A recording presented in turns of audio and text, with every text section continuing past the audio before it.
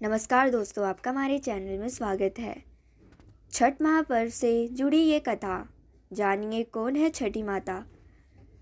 दीपावली बीतने के साथ ही इस वक्त बिहार में छठ महापर्व की धूम है। कभी गांव के पोखरों तालाबों तक ही सीमित रही आस्था की ये धारा दुनिया भर में ऐसी फैली है कि श्रद्धा का महासागर बन गई है। कार्तिक मास की शुक्ल पक्ष की षष्ठी तिथि को जब सूर्यदेव विदा ले रहे होते हैं और सप्तमी तिथि को जब उनका आगमन होता है तो कमर तक पानी में डूबी व्रती महिलाएं उनका अनुष्ठान करती हैं। प्रकृति के इस महापर्व की आस्था इतनी है कि आज यह बिहार के गांव से निकल महानगरों तक दिखाई देती है। देश की सीमाओं से पूरे दुनिया के कई कोने अब ऐसे हैं जहां मिट्टी के चूल्हे पर कढ़ाई चढ़ी है, आम की लकड़ी जल रही है और देसी घी में ठेकुआ छनकर निकाला जा रहा है।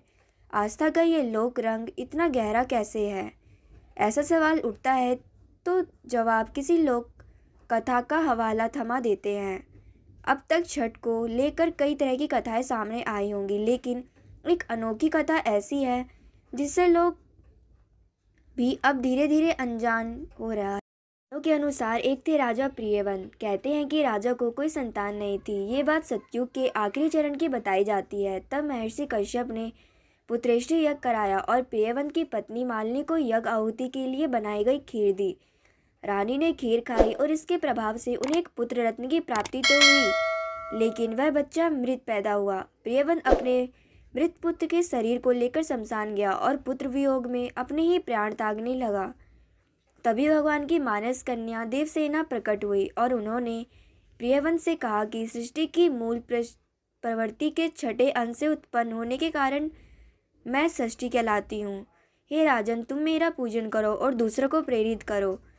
राजा ने पूरी इच्छा से सच्चे मन से देवी षष्ठी का व्रत किया और उन्हें पुत्र रत्न की प्राप्ति हुई। यह पूजा कार्तिक शुक्ल षष्ठी को हुई थी। कहा जाता है कि तब से लोग संतान प्राप्ति के लिए छठ पूजा का व्रत करते हैं। कालांतर में यही देवी देवसेना षष्ठी देवी या फिर षष्ठी माता कहलाई जाती है, जिनकी आज पूजा की जाती है।